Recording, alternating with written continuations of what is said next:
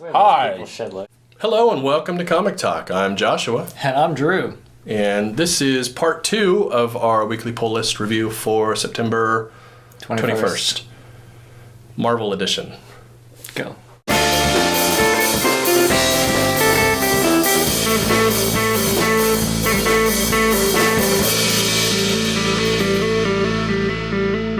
Alright, so like we made clear on our last video, we had a bunch last week, so we broke it out into 2. So if you're curious on what we thought of our non-Marvel stuff and you missed it, check back a few days ago. That video is up. It's called Pull List number 69, part 1. Mm-hmm. This is part 2. So we're going to talk about The Vision. Number 11. Umbrella. Power Man and Iron Fist. Number 8. Karnak. Number 5, I think. And Astonishing Ant-Man. Trial of the Astonishing Ant-Man. Do you notice the back of all of these is the same? Exactly the same. Isn't that weird? Look at this. Okay, so let's start off talking about The Vision number 11, King, Belair, and Walta. This is a continuation of the pursuit of Victor. Vision wants to kill Victor. Mm-hmm. Take revenge for his son. Right, this is where it kind of all goes down, right? Mm-hmm. He confronts the Avengers. And it could have been very, like, I think most writers would have done a very action-y, like, here's the final battle sequence, right? And it was that. But the cool thing is the thread through all of it is just how these beings came into creation and what memories they had at the time and what their first interaction with other people was. Right, and what was cool was I feel like King just told Walta and Belair, do the cool epic final battle, and then here's, the soliloquy or monologue. Mm-hmm. Put that over it, right? Because there's no correlation really between the two. There is, but it's more from like a conceptual basis. Right. It's not like this is 20 pages of him talking with the Avengers while they're fighting. You're no match for me. I'm going to punch him now. Right. Yeah. Oh, that really hurt. He's so powerful. There's none of that. But you do get the spectacle in the background, but it's not really the focus here, which I'm not surprised by. It's what I expected to get here. This is the way I like superhero comics to happen. Yeah, a lot of the time I just kind of glazed over what was happening in the panel because it was like, it's like, okay, generic fight scene. I can pretty much guess what's going to happen, knowing the Vision and the rest of them. Right. He's going to, smear the floor with them. The right. Vision. Yeah. There's not shit that they can do about it. Right. He was literally created to take him down, so that's that. But overall, man, this issue was so strong. Yeah, really good. Probably one of my favorite comics that I've ever read. That good, huh? Yeah. I mean, I thought it was good. I don't know if I'd go that far, but I mean, it's definitely up there. It's really good. Given the context of everything, I don't know, it was really powerful for me. I mean, I would say maybe as a standalone issue, like if somebody had never read the rest of the series and you gave them this, they'd probably say, okay, it was good, whatever. But at this point in the series, and being as it's the second to last issue, and still has this much weight. Like it was awesome. Well, and the last drop. And we have a lot of payoff with the different character interaction in the family, and we also have really good payoff with all of the events that have sort of led up to this point, really coming together. Right? It doesn't unravel here at the end. I mean, there is one more, but of course the last one's going to be how does this all resolve, right? We'll get a where do we go from here kind of thing. And at the end of this, it's pretty clear, where it's probably going to go. Right. And we also, part of the problem with Marvel is their solicits are so far ahead of the time, right? We already know, spoiler, and I don't know if I'm spoiling something for you, but it doesn't really matter. Okay. We know that the Avengers title, the main one, has Vision leading, or at least on the team, so it can't go too bad for him. And we know that whatever it's called, New Avengers, or the young version of the Avengers that's getting started. Viv, yeah. his daughter is on that, but then Vivian is nowhere to be found, right? So she's not in any of the solicits for anything. So Marvel, as usual, spoils their best stuff to some degree or another. But Sure. I mean, well, don't I blame didn't me. know that. Yeah. So the ending to me, I think, was just extra powerful. I think maybe that's the difference between my reading experience and yours. Because if you didn't know any of that, that last couple pages would have blown your fucking mind. Right. Yeah, I can definitely see that. Because you don't really stop reading about comics. Is yeah. the moral of the story. Because you don't really reading know if this is a turn for Vision, because there's no reason for it not to be. Sure. He's not like a super popular character. He could have easily, let's turn Vision back into a badass villain, right? It could have done that, but knowing what I know, I knew that wasn't the case. So I figured something of the nature that occurred at the end of this issue would happen. Otherwise, man, just, it just continues to be great. Well, let's just, we don't want to spoil anymore, so let's just move on. Read Vision. If you're not, you're an idiot. Go back and do it. I did see a guy asking if he should read Vision. This might not be necessary for here, but there was a guy asking, should I read Vision? All the solicits say it's just about a robot wanting to be a human, and why would a robot want to be human? Being a robot would be awesome. It's like, so should I read it? And it's like, no, probably not. It's like if you're just looking for like action-y beat 'em up, no, don't read Vision. Just that line of logic, right? Yeah, it's like it can't be good because why would a robot want to be a human? Like I've wanted metal legs forever. Right, exactly. It's like, no, don't read it. Everybody else is like, yes, it's so good. I'm like, come on, that guy doesn't want to read Vision. No, he doesn't care. He's not going to get it. Okay, so let's talk about Power Man and Iron Fist number 8. This is by the normal crew plus some other guy, I think. Walker, Green, Flaviano, and Roush. Oh, no, so it's just the normal team that's been on this for a while now. So this is a continuation of the wrongfully imprisoned kind of storyline. The issue as a whole, almost a return to form, I would say. I think so. I like this one a lot more than the last one. Yeah, but I would still say it's maybe an amalgamation of the one before this and then like everything before that. So we're still not quite at like the beginning of the series feel. It's still a bit more serious. Yeah. But it's funny too. Well, and it does a lot better of focusing on like a few great characters a lot more, which I think is its strong suit. One of the problems we had with the last one was that there was just too many people. They just shotgunned characters at us through the whole thing, so we didn't have time to get into these different characters' heads. And part of the thing is like he does such a good job of writing very different characters, right? It's definitely not a one tone or one note character. He's really good at getting in and creating different cultural and ethical or ethnic feels. You know what I mean? Sure. Like when you read like Signor Magico, he feels like Signor Magico and not like Walker writing. You know what I mean? Yeah, they don't all feel the same. It's very distinct characters, and so when you get the chance to sit with just a few and watch them play off each other, it's a lot better. One of my favorite Signor Magic parts. Oh yeah, it was very good. What did you say? Right. And there was a lot of great ideas here. Like he was talking about how the software itself, had a spell on it, and they're arguing like you can't put a spell on software. And he's like, well, he just turned you into a frog, so maybe you should shut up. Yeah, you might want to listen to him. Yeah. The Dolomite dude was hilarious. I can't remember what his actual name is. The cockroach. Yeah, cockroach. Yeah, he was hilarious. Baby. Yeah, don't call me baby. Okay, baby. That happens like 4 or 5 times. Yeah, he just keeps doing it to him just to irritate him. It's really great. That whole conversation, I laughed a bunch of times.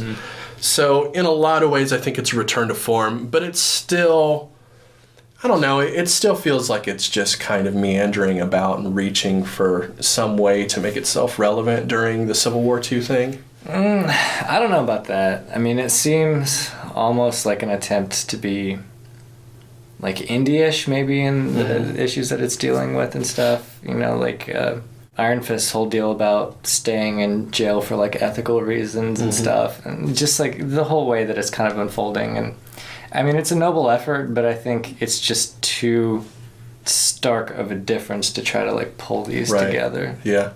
Oh, and that does remind me, I also liked their conversation at the jail when he's like, I don't know what sort of white liberal rich guy point you're trying to make, but that only makes sense to other... Only other white rich liberals are going to understand, Maybe you should just get out of jail, dumbass, right? Yeah.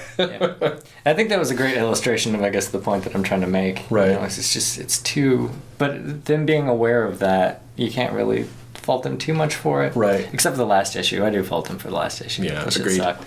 But, I mean, that is one of the great things about these two characters is that they're friends, but they're from very different places. And so when you put them together, they don't understand each other, but they're, like, okay with that. So I like to see that, and I thought this illustrated it well. I just felt like all of the separate pieces were great, but it's not making a great cohesive story, even though it feels like that's what he's trying to do, is, like, create this long-form narrative inside this funny book, So, yeah, better than 7. Yeah. Maybe not necessarily better than 6. No, but pretty good. It's back. It's not going to keep... It looks like it's not going to keep being what it was, which is good. Because that's what we were worried about. All right, let's move on to Karnak. Number 5, Ellis... is it Boshi and Brown? I guess it's Boshi. Sure.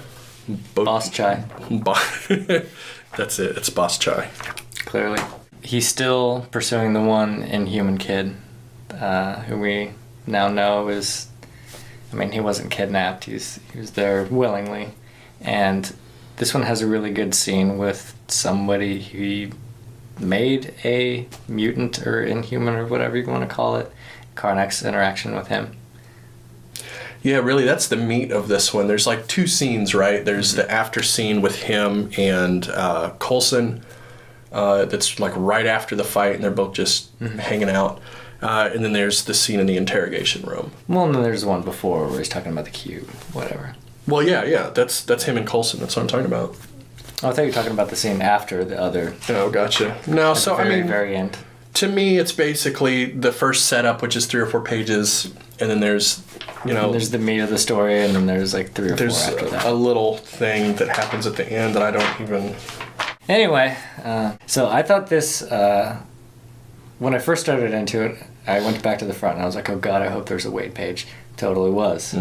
Then reading the rest of it, this is another one that was really, really strong for me. Like, I really enjoyed this issue. I did too. There's no action in it, which...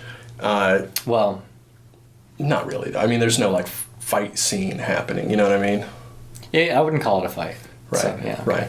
Because, my point is, because Boshi was doing some really cool... fight scene stuff in the previous ones, remember? I think it was awesome. The last issue we had with just very little narrative or dialogue whatsoever, and it's just kind of like a visual story. Right, and this time we get the opposite, where it's very much based in dialogue. And it's, philosophy. And it's really just a lot of people sitting around in pretty environments, right? So, that being said, it still delivers, It's a cool... juxtaposition. It's going to be really cool as a trade, I think. It's hard reading this because it takes so long each time, right? For the next one? Yeah, that is a bummer. But I'm really glad that they're sort of fleshing out this...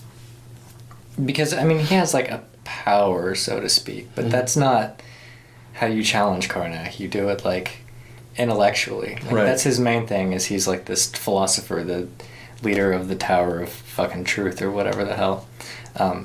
And this issue is that. It's just somebody challenging him on his beliefs and stuff. Right. And that makes for a really strong issue. Right. Yeah, he's kind of like a traveling samurai almost, He's, or at least the romanticized version of this idea. I feel like this is the superhero version of that concept, like a guy that's sort of... He knows the ropes, but he doesn't care, right? He's separated himself from it, and he's going to go do his own thing and make his own point, have his own position on everything, and really try to school others around him to be more like he is, Yeah. It's like if Friedrich Nietzsche was the center of Crouching Tiger, Hidden Dragon. Right, yeah. It's crazy. It is weird. I like it. I think it's a good read.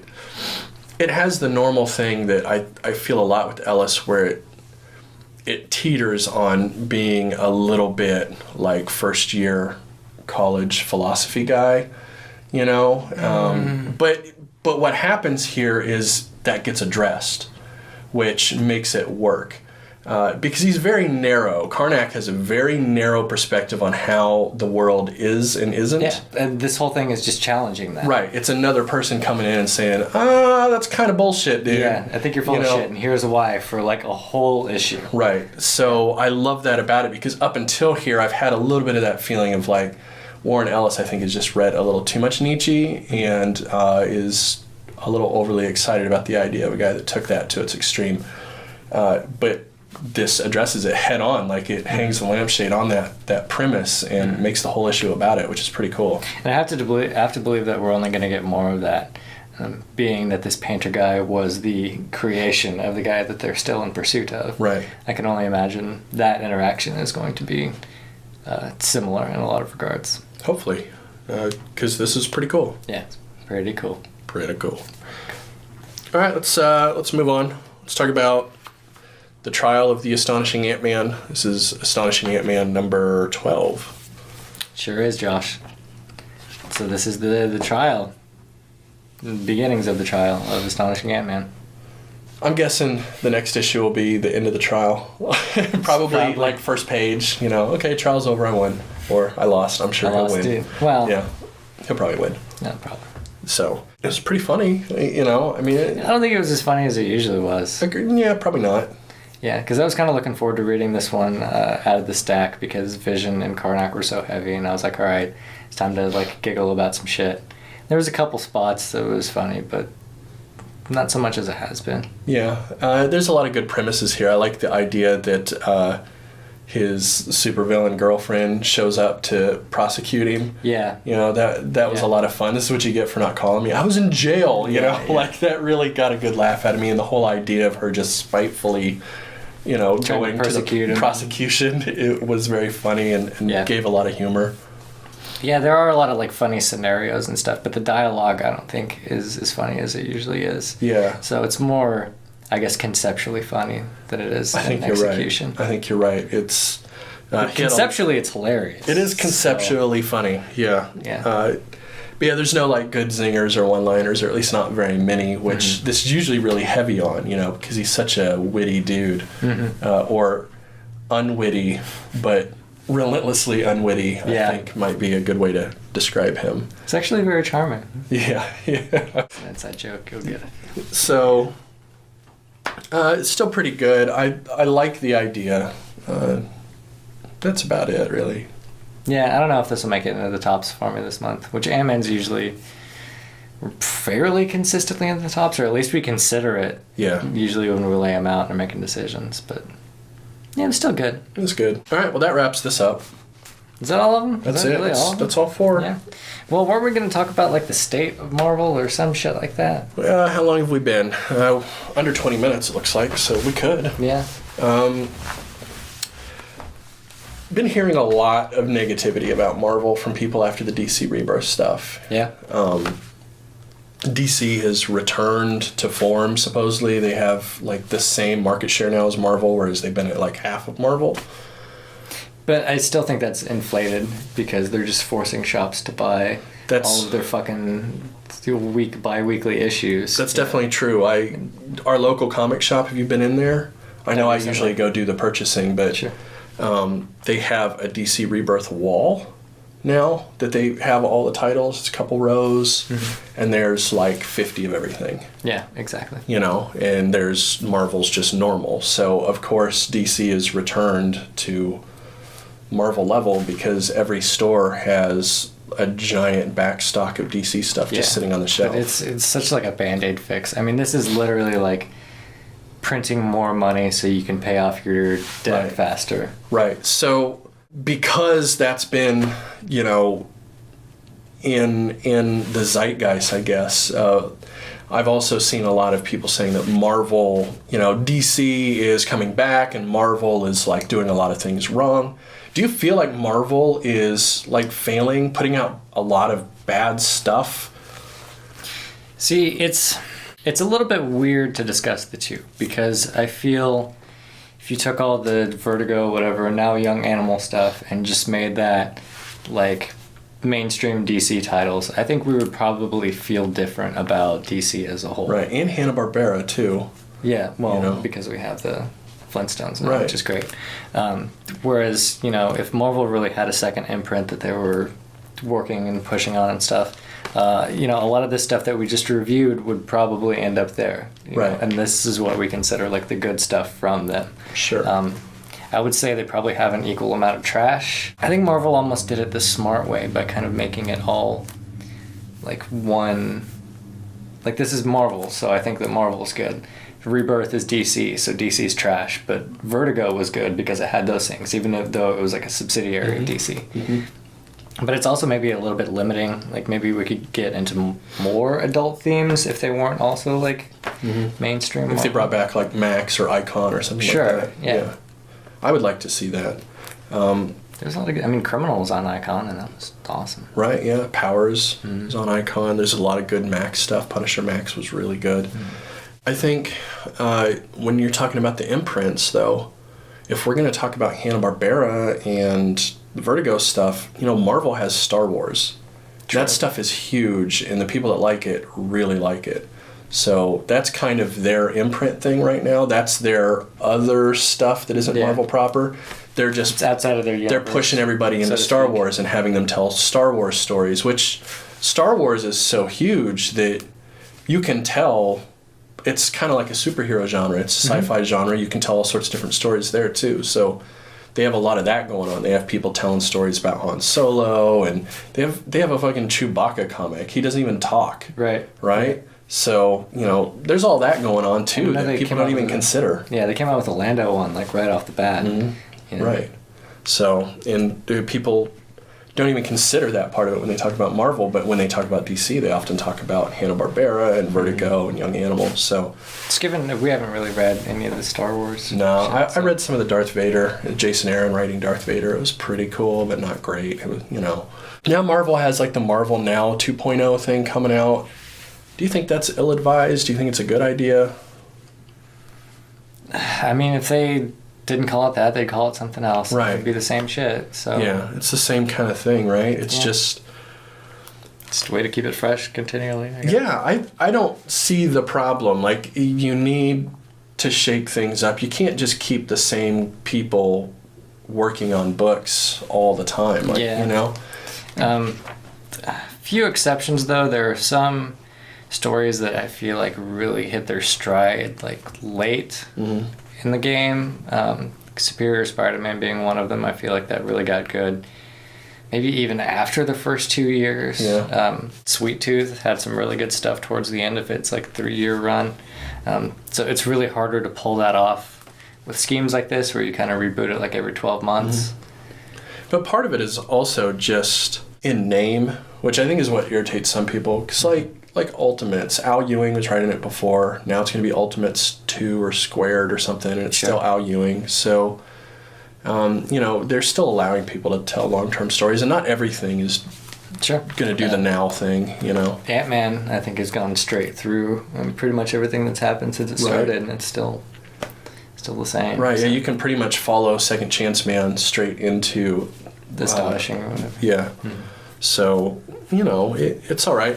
And I think there's some cool looking stuff coming at it now. There's, you know, Cage looks really cool. It's like it looks almost like a Johnny Bravo cartoon. It looks like it could be a lot of fun. Ultimates 2, I think, was the one that has Travel Foreman doing the art, and the idea of Travel Foreman doing like a Avengers or Ultimates kind of thing. He's the guy that did Animal Man. With, who was that? Was that Lemire? Yeah, when that started back up, he's got a really cool old school kind of style. So I'm excited to see him do something like an Avengers title. So we got some neat stuff coming out of it. I don't know why people get so bothered with like branding. Like, oh, it's Now 2.0. Like, why are they doing Now again? Nower? Yeah. Like, who cares? I agree. You had a good point. They got to call it something, right? Yeah. Whatever they call it, it's going to be the same shit, so I don't really care. But yeah, okay, so to readdress this real question, if all of this stuff that we just read was on another imprint, and then we gave Marvel a chance and picked up like some Iron Man shit and some Hulk shit and, you know, whatever Slott's doing on Spider-Man now, do you think we would be equally as dissatisfied as we were with Rebirth? More? Less? I don't know. Probably about the same. The same. You're probably right. It's probably about the same, yeah. So it's a reasonable point. They just don't have the separate bullpen. But doesn't that say something about Marvel? Like, they don't have to, like, sequester things away from, like, the main editorial and decision-making staff to get good quality work. Like, they can do it just under that same editorial team. Yeah, and it allows you to tell stories like this with characters that are in the main universe, whatever, which they would never put a Batman on Vertigo. At least now they wouldn't do that. Right. But that's really like the kind of shit that I would like to see them do. Well, they tried with DCU. DC did, I was just discussing with you Midnighter and how good I thought it was, and that was in the main universe, So, I don't think they're doing badly. I think they have overall the larger stable of good stuff. We read more Marvel right now than we do DC, so that's got to say something about our opinion of it, right? Sure. All right, well, that'll wrap it up. Facebook, Twitter, Tumblr. Check back in a couple days.